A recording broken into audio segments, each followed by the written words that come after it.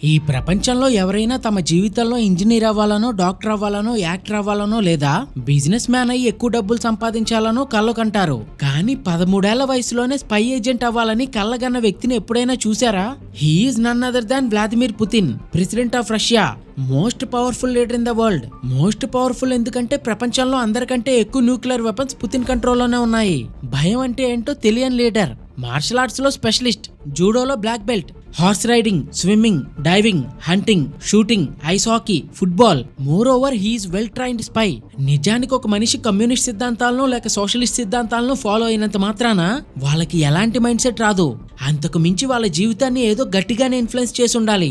ఒక సాధారణ ఇనప ముక్కని కమ్మరివాడు కాల్చి దాన్ని కొట్టి పదునైన కత్తిలా ఎలా మారుస్తాడో సేమ్ అలాగే అతి పేద కుటుంబంలో పుట్టిన పుతిన్ ని ఒక సంస్థ ఈ ప్రపంచంలోనే మోస్ట్ పవర్ఫుల్ అండ్ డేంజరస్ వ్యక్తిగా మార్చింది. అదే కేజీబీ. కేజీబీ అనేది Soviet union secret service agency. మన ఇండియాకి రా ఎలాగో రష్యాకి కేజీబీ అలా అన్నమాట.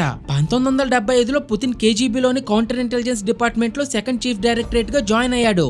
వెస్ట్ జర్మనీలోని డ్రెస్డెన్ లో స్పై ఏజెంట్ గా పనిచేశాడు.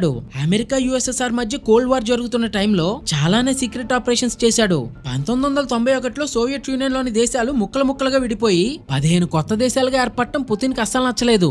అదే ఇయర్ లోనే పుతిన్ పాలిటిక్స్ లోకి వచ్చి 1997 వచ్చేసరికి అప్పుడు రష్యన్ ప్రెసిడెంట్ బోరిస్ ఎల్సన్ దగ్గర ప్రెసిడెంటల్ స్టాఫ్ డెప్యూటీ చీఫ్ గా చేసి 1999 వచ్చేసరికి డెప్యూటీ ప్రైమ్ మినిస్టర్ అయ్యారు. రష్యాలో వచ్చిన ఫినాన్షియల్ క్రైసిస్ అండ్ బోరిస్ ఎల్సన్ అసమర్థత కారణంగా జీడీపీ కుదేలవడంతో బోరిస్ పదవి పోయింది. ఆ తర్వాత 1999 ప్రెసిడెన్షియల్ ఎలక్షన్స్ లో పుతిన్ 52% ఓట్లు సాధించి రష్యాకి రెండో ప్రెసిడెంట్ గా ప్రమాణం చేశారు. పుతిన్ నాయకత్వంలో రష్యన్ ఆర్థిక వ్యవస్థ చాలా మెరుగుపడింది. క్రూడ్ ఆయిల్ ప్రైసెస్ పెరిగి 2008 వచ్చేసరికి నార్మల్ సిచ్యువేషన్ కి వచ్చేసింది. జనరల్ గా రష్యాలో ఏ ప్రెసిడెంట్ అయినా 2 సార్లకు మించి ప్రెసిడెంట్ గా ఉండకూడదు.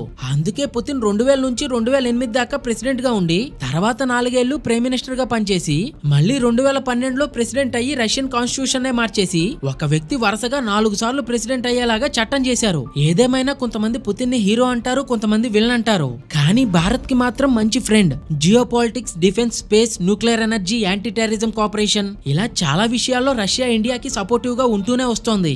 దీనిపై మీ అభిప్రాయాన్ని కామెంట్స్ లో తెలియజేయండి.